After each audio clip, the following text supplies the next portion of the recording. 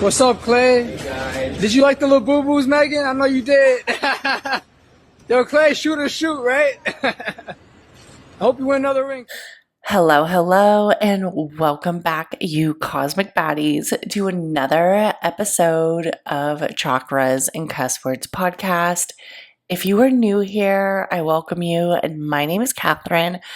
I am the podcast host of Chakras and Cusswords, where we concentrate on everything astrological, seen as a little bit of chaotic energy, and also we get into the energy of the chakras and our area of spirituality and well-being.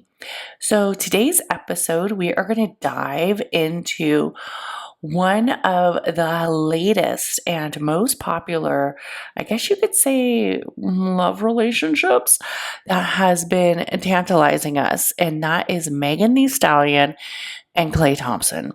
Now, I will tell you, when I first found out these two were an item, I was kind of like, I don't know about this. I don't know about this chemistry. Like, this kind of chemistry feels a little different. Like, it feels a little bit off, but I kind of like it. Like, I don't know, Megan Thee Stallion is like such the hot girl. She really is the baddie of all baddies. She's the queen savage.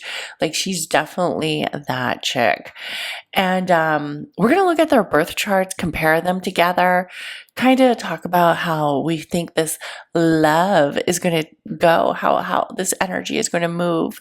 So first, let's do a little background on Megan Thee Stallion, also known as Megan Jovan Ruth Pete, who was born February 15th, I believe 1995 is what I have. She is from San Antonio, Texas, and she's really like a Texan. She is a Texan girl. Like, she's all into that energy, and she also is a sun in an Aquarius. So she is an Aquarius queen. And I feel like with Aquarius women, like, they're a little bit complicated because they really get bored easy. And I will say that, like, when I first heard she was dating Klay Thompson, I was like, she's going to get bored with him. Homegirl is going to get bored with him super fast. Like, that's what I thought. I'll be honest, that's what I thought. But let's keep talking. Let's keep, reading these birth charts. So Megan grew up around hip hop. She did grow up in that energy. Her mom, Holly Thomas, was a rapper known as Hollywood, who often brought Megan to the studio.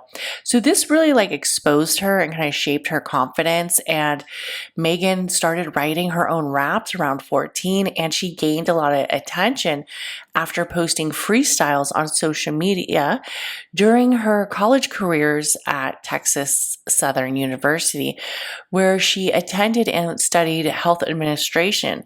So I don't know if she was thinking about going in the medical industry, and then she switched over to entertainment and music, but she definitely, had her eyes on the prize because she kept going, she kept hustling, she kept working. She actually graduated in 2021. Her breakout moment came when her viral freestyle, Stallion Freestyle, and EP Tina Snow hit in 2018, introducing her alter ego, which was inspired by Pimp C's Tony Snow. Her song Big Ol' Freak became her first Billboard Hot 100 hit. So Megan's always been known for having this fame, this kind of empowerment kind of energy. She has a strong influence. Megan became a force, and she was really a force of feminine power, using and intertwining sexuality with confidence. In her 2019 mixtape Fever and her 2020 album Good News had her as a star. She was seen as a star now. She was also known for coining and embodying the hot girl summer culture. And this kind of like took off right around the time it's like City Girls, and a lot of people were like celebrating Hot Girl Summer, celebrating self-confidence, independence, and living unapologetic. Her collaborations included artists like Beyonce with the Savage remix, of course Cardi B with WAP, and Dua Lipa with Sweetest Pie, showcasing her versatility across hip hop and also pop. So there's definitely been some challenges in Meg's life and also in her career. Megan's journey has not been, easy. She faced a lot of public trauma, especially with the Tory Lanez shooting incident in 2020, and her openness about healing, therapy, and just really like seeing her self-worth through the trial and resilience. And she definitely has had this divine feminine power about her. She often incorporates astrology, spirituality, and also empowerment into a lot of her themes of her music and also her music videos, blending that hot girl energy with that goddess vibe that I so love about her. There's definitely some fun facts about Megan. Her rap alter ego includes Tina Snow, Hot Girl Meg, and the Stallion. This kind of like reminds me of her intertwining like different personalities, different archetypes in her craft. Also, she's a big anime fan, and she usually references characters from anime, like Naruto and Todoroki. She was signed to Rock Nation in 2019, which definitely comes with some scrutiny. As we remember, Tory Lanez's dad was in front of the courthouse saying Rock Nation will crumble. And she has also won many multiple Grammy Awards. She's also known for being somebody who is known for being a humanitarian and giving back, where she really specifically focuses on education and mental health for young Black women. So Megan Thee Stallion's definitely about that empowerment archetype that so many of us love. And so many of us were kind of very, I guess you could say, curious when we found out she was dating Klay Thompson. So Klay Thompson, he is Klay Alexander Thompson. He was born February 8th, 1990. He has a lot of Aquarius energy, a gun. And yes, he is the same sign as Megan. And he actually was born in Los Angeles, California. And he is an athlete. So he is a professional basketball player, best known as the shooting guard for being in the Golden State Warriors.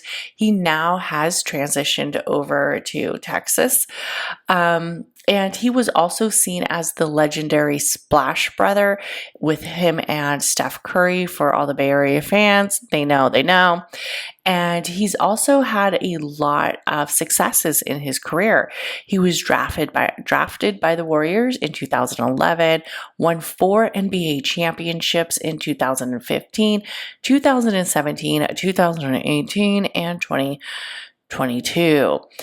He's a 5-time NBA All-Star, known for his calm and very chill personality. He does seem very calm and chill.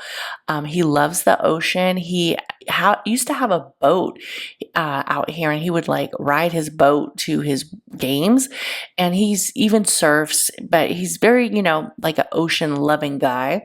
His father, Mikel Thompson, was also an NBA player, and his mother, Julie, is a former volleyball player. So he definitely has that athletic nature all in his DNA. And this is where it starts to get interesting. Okay, so this is what we know about him and Megan. So at first, they did not confirm that there was a romantic relationship right away. People started to speculate because they saw Megan was posting like photos, and they were like, is that Klay Thompson in the background? And people are like private investigators, and they figured out that yes, the rumors circulating online were probably true, especially with social media, because they noticed that Megan was seen outside a lot of similar places that so was Klay Thompson. And people put two to two together, and it was kind of confirmed. So lately it's been confirmed because Megan Thee Stallion was posting Klay Thompson on her Instagram. She was even calling him like her man. So it was definitely confirmed that they were in a relationship.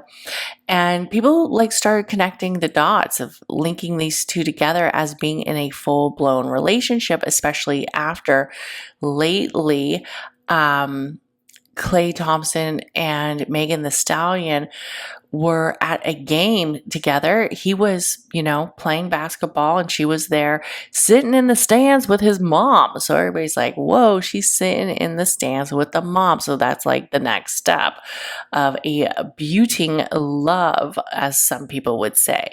Now, I will say, two Aquariuses together is a strong connection. It could be electric and very mentally stimulating. Two Aquariuses are very often like humorous, independent. They share a lot of ideas. They can have a little bit of an obsession with each other. And Megan's chart does show a lot of Aquarian energy and also area of sensuality, where Klay Thompson, he feels like a little bit more chill versus hers, which is interesting. And what I also found after reading both of their charts is that they're both double Leo moons. So it's quite almost like karmic, but then it's also very almost too similar, where you kind of wonder, could this similarity really last long term? Having two Aquarius's sun, which is ruled by Uranus, that seek freedom, rebellion, and originality, being contained by that Leo moon energy, not just by one, but by two. Now that Leo moon is ruled by the sun. It's centered around confidence, pride, passion, and it really mirrors that movement of that full moon energy, the opposition of Aquarius, and it makes them feel a little bit rebellious when we look at their love relationship. Their Aquarius suns almost make them very intellectual, independent, and somewhat detached from the public, while they are screaming for independence and freedom in their own manners. They both thrive on being unique and being admired for being authentic, and their Leo moons is that fiery emotional core, that crave, that really will celebrate their love in areas of attention. So let's get into the birth chart of Megan Thee Stallion, and I'm going to read her birth chart pretty fast, so get your pens out if you're paying close attention. Also, you can rewind at any time to re-listen to what I said, but I will put her chart up. So she is a sun in Aquarius at 26 degrees, and this sun is thriving in her 10th house, making her very ambitious. She is a moon in Leo at 28 degrees, where we see that fame energy coming through in the 5th house. She is also a Mercury in Aquarius at 5 degrees. This Mercury is in retrograde, and it is centered in the 10th house as well, where we can see some definitely challenges with her areas of communication, especially with the collective. She's a Venus in Capricorn in the 12th house. Venus in Capricorn in the 9th house. She also has a Mars in Leo that is in retrograde in the 4th house. Now, Mars in Leo retrograde in the 4th house has peaceful tendencies, but also can internalize conflict quite well. She has a Jupiter in Sagittarius, which feels very delightful. It feels magnetic, beautiful, and that is actually in the 8th house. And this would be a very intense sense of who she is in the areas of movement, with some good judgment behind her. She definitely has that area. She has a Saturn in Pisces in the 11th house, and she has a Uranus in Capricorn at 28 degrees, and it is in the energy of the 9th house as well. She has a Neptune in Capricorn in the 24th house, which to me is a little very interesting. It really speaks of having an intuitive area visionary movement, especially in the 9th house around philosophy. She has a Pluto in Sagittarius at 0 degrees, and that is in the 7th house. So that's interesting about relationships. I would definitely say she may have some difficulties in commitment and areas of marriages and partnerships, not meaning that she can't commit, but just some energy that really kind of shakes things up in the areas of the 7th house. She does have a North Node in Scorpio, which to me shows her areas of challenges will be centered around the area of movement, transition, and being maybe a little bit more reality focused, and also exploring the areas of the realms and her own mind. She also has her ascendant in Taurus at 13 degrees and a midheaven in Capricorn. Now, for some of her major strong aspects, she has a sun opposite her moon, as is very polarizing, and it feels very strong-willed as we have that full moon energy. Her moon does square her has a strong square with her Pluto, which could make her a little bit moody and very much having a strong desire of areas of energy. Venus sextiles Saturn, Venus trines her ascendant, which gives her a warm-hearted, affectionate area towards love. Jupiter squares Saturn, which, I'm not a huge fan of this energy as perceived. I feel like Jupiter and Saturn are almost like polar opposites, kind of like Aquarius and Leo, similar but very different. This can make some barriers in areas of achieving and also success. While she has really had her energy of success quite well, I kind of wonder about this transit. It could be centered around relationships. Saturn sextiles ascendant, Uranus conjuncts midheaven, and also Neptune trines Chiron, which could be seen as a little bit of delusional when it comes with areas of trauma and having a reality based on her healing journey and also her spiritual powers. But let's continue. Pluto sextiles the midheaven, which has a area that focuses on authority and control. Now let's get into Klay's chart. So for Klay Thompson, I do not know his birth time, but I do know that he was born February 8th, 1990 in Los Angeles, California. So we're just going to go over his aspects. There will be no house placements. I will give some of the degrees that I think are a little bit poetic and seem a little bit worthy for his birth chart. He has a sun in Aquarius at 19 degrees. 19 can be seen as a very dominant degree.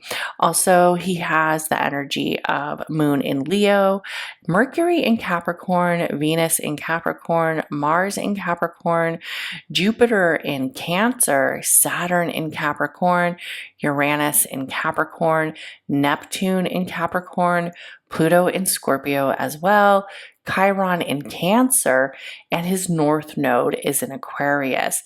It is believed, by the way I pulled up his chart, it made him a double Aquarius, an ascendant in Aquarius, but I almost feel like he has some water energy, maybe as his rising, possibly, because he does seem a little bit more tied into the energy of water. Could he be a Cancer rising, or maybe a Pisces rising, or maybe even a Scorpio rising? Midheaven is in Sagittarius. So let's take a look at some of his strong aspects. So he has a sun squares Pluto, a Venus conjuncts Saturn, and also a Mars conjuncts Uranus. Now, the Mars conjuncts Uranus, usually these people are very intuitive and very have a strong intuition. They also display a little bit of a hot body, where I would say he might have a temper on him. And he has a Neptune opposite Chiron, which in some ways makes it kind of concerning in areas of communication.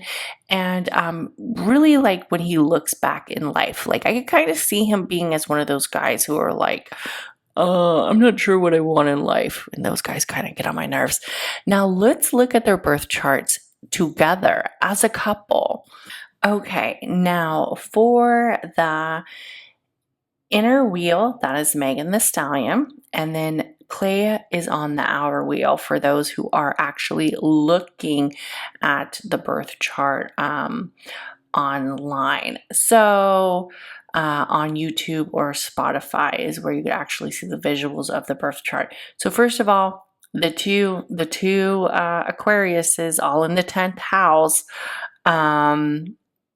And it's very interesting, him hovering over her 10th, where the collective likes this relationship. Like the collective is like, oh, is Meg entering her WAG era? Is she going to become one of those high profile wives or girlfriends of the sports industry? Like I definitely see that happening.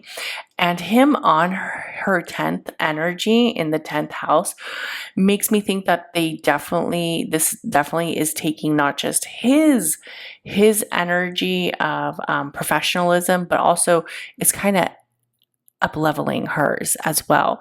Like people love Hollywood couples. They really do. It's like a very interesting mix. People really like it.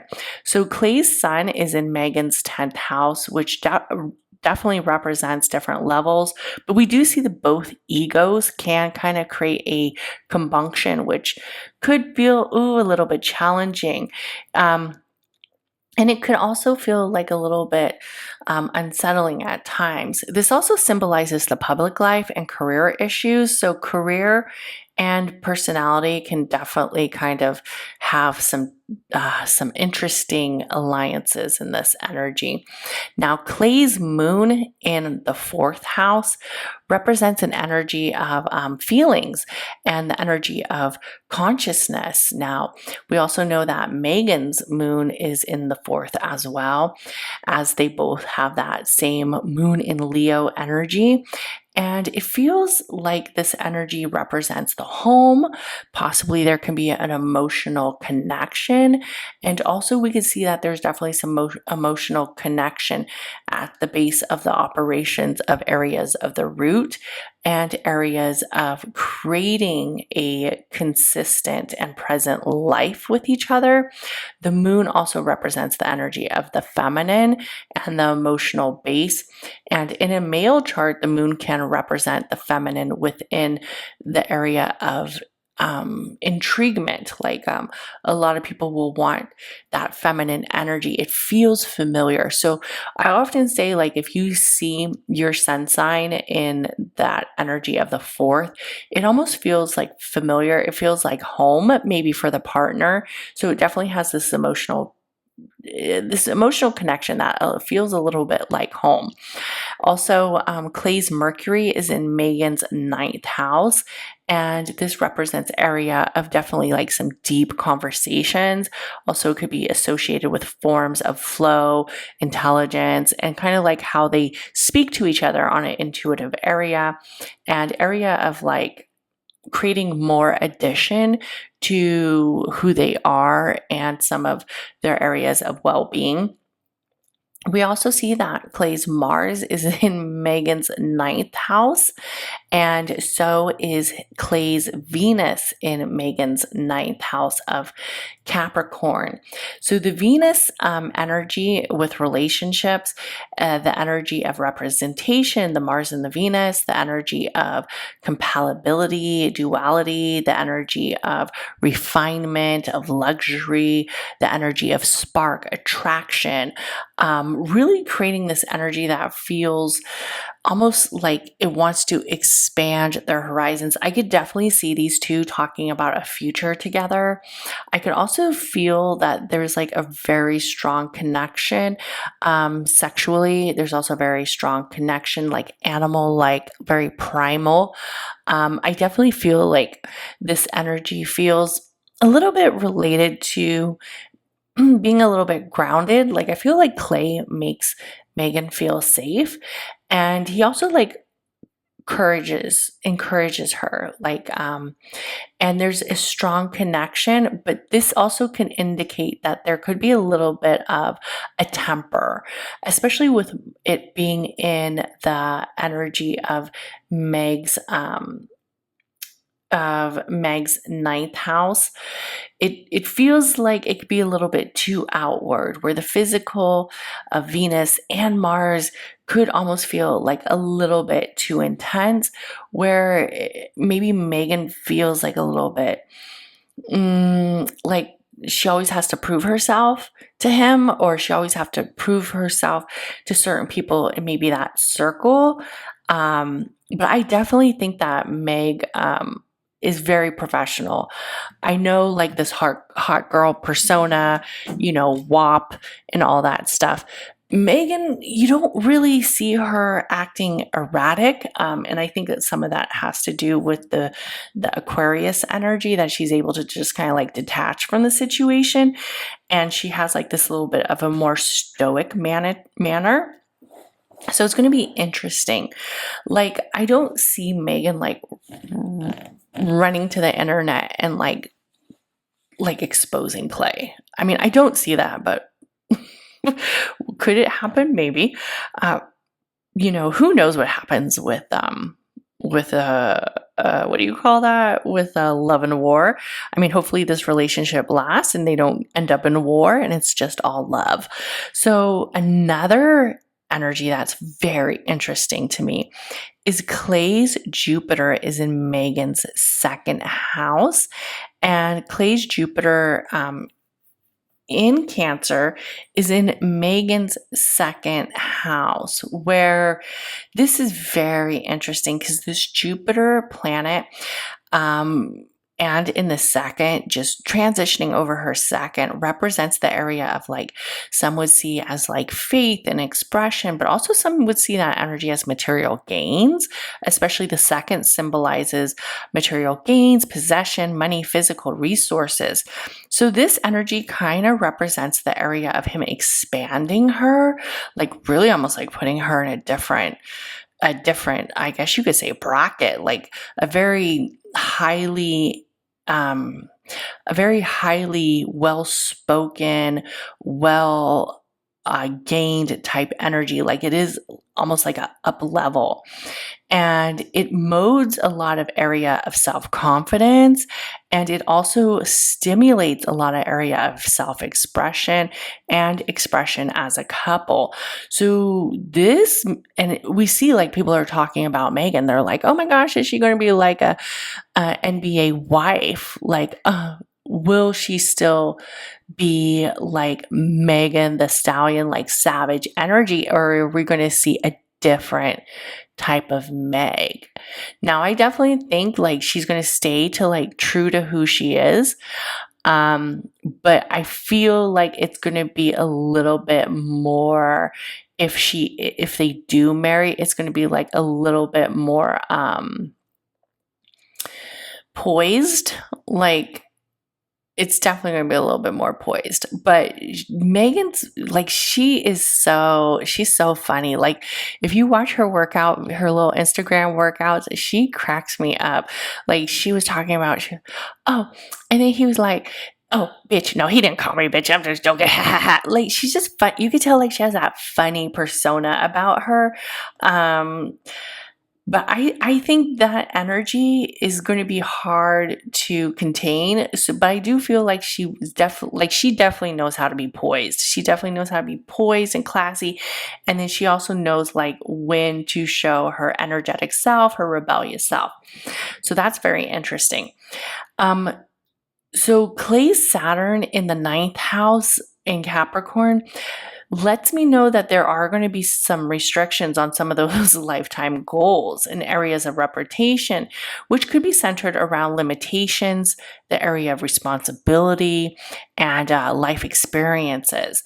So it does seem like there might be some energy about higher philosophy and learning and being paralleled to spirituality. I don't know Klay's like background spiritually. I don't know if like he's Christian, very church going, but I feel like Meg is a little bit more spiritual versus like church going. So it's going to be interesting to see the dynamics of the family. Like if his family like approves of Megan, like are they like, oh yeah, we like her, or if there's going to be some conflict there. Also, the Neptune again is in the 9th house, which this energy, Klay's Neptune is in Megan's 9th house, and it can be centered around the area of imagination, also being seen as kind of like undoing something. Neptune is ruled by Pisces and it finds its escalation in Cancer. So that's usually where it likes to be. Capricorn is kind of like, makes it feel very refined, and that energy of illusions and that poetic movement almost feels a little bit restricted. So Neptune has been called the higher Octavia of Venus. So it could have this energy where it represents the movement of love in the 9th house, but it also could have this energy where it kind of dishevels the persona of compassion, and the imagination is almost a little bit faded or a little bit illusional. So sometimes we do see where there could be some association with like drugs, addiction, and media, especially in the 9th house, but I don't really see either one of them having this, but their love could almost feel like a little bit like an addiction. Also, we have Klay's Pluto in Megan's 7th house. So this can go two different ways. So Pluto is known as being very destructive. Pluto is known for fucking shit up. Pluto forces change. And it's interesting because this is in the 7th house, the area of relationships, the area of marriage and contracts. Pluto, ruled by Scorpio, is also exalated in Leo. So Pluto is very much like the energy of intense passion. So I definitely feel like they have some intense passion. Could Pluto be destructing all of the past relationships that Megan had, even possibly with self, making this energy feel somewhat tantalizing, where we see Megan has a shift in her own persona and kind of changes the chapter to her new life? Or could this Pluto energy be the ultimate heartbreak that is coming Meg's way, as it is aligned in the 7th? So it positions itself and it indicates its area of love. And what's interesting is I heard a lot of people were talking about Pluto and they were kind of like seeing it. This was on TikTok. So there was like this huge, like, I don't know, discussion of Pluto being centered around love in the chart. And they were saying like Pluto has a representation of like changing the life and also like the ultimate love. Pluto definitely reads as the area of transformative and the soul's evolution. So with this being in the 7th, I could definitely see how this might be a center of marriage or a center of changing in partnerships. But we will see, right? Only time will tell. Now, what's also interesting is Klay's Chiron is in Megan's 3rd house, and that is that energy of that little asteroid that shows the energy of healing, and also it orbits around Saturn and Uranus. So Chiron was named after the mythical area of the centaurs, famed in ancient wisdom of mankind, and is known as the wounded healer. So Chiron's position, especially like in a love chart, could indicate some wounded area and some areas of opportunity for trauma. Also some areas of discovering how much of a wounded healer the individual is, and It could be centered around a possible breakup. It could also be centered around the area of movement that feels very prominent. Spiritual healers and educators usually work with Chiron through issues of trauma and movement. It being in the third house, and the third house, usually seen as the energy of communication, sometimes the energy of siblings, energies of writing, and some would even say like it has an energy of youth, an energy of collective socialism and communication. So it makes me wonder how this will affect their relationship. Could it be with social groups? Could it be with family? Could it be with energy of the siblings? Also, Clay's midheaven is to believe to be in her first house. So they definitely have this area of symbolism where it feels like the ego and identity might be one of the problems that they come up with. Now, when we are looking at aspects, I'm not going to get in them too much, but I'm just going to read them off a little bit. Clay's sun opposites Megan's Mars. Clay's moon opposites Megan's Mercury. Clay's Mercury conjuncts Megan's Neptune. I don't know if I like that one. I don't know if I like the sun and the moon being complete opposites in a love chart. Clay's Jupiter does sextile Megan's moon, which does feel very adventurous and feels very warming and centered around outward function. Clay's Mercury trines Megan's Chiron, which makes me think that there could be some energy of communication and hurt. Clay's Neptune conjuncts Megan's Venus, which feels very beautiful, a little bit illusional. And also Clay's Neptune sextiles Megan's Saturn, which is interesting. Clay's Neptune trines Megan's Ascendant. Clay's Chiron opposite Megan's Venus, and Clay's Chiron trines Megan's Saturn. Clay's Chiron sextiles Megan's Ascendant. So definitely on the love reader, their overall score isn't the best. I will say that. Their overall score, I've seen better. Definitely, I have seen better. But that doesn't mean that it can't last. So for romantic attraction, they get a 6 out of 10. This indicates that there's definitely chemistry between them, especially with that Aquarius Sun, and they definitely complement each other with being aligned with the Leo energy, being very confident in the relationship. In energy of finances, they scale a 3 out of 10. Could it possibly be the energy of egos coming and meeting them full circle? Or could it be somewhere they are struggling mutually to agree on certain things? A score of 3 out of 10 in areas of finances, which is interesting because Clay's Jupiter is in her second house.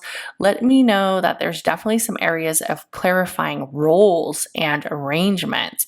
So, there might be some challenges there. And communication, 5 out of 10. Now, one of the things that definitely stands out to me is the way that Neptune and Mercury really speaks in their chart. It indicates that each other may have different ideas and they might not see eye to eye when the future comes.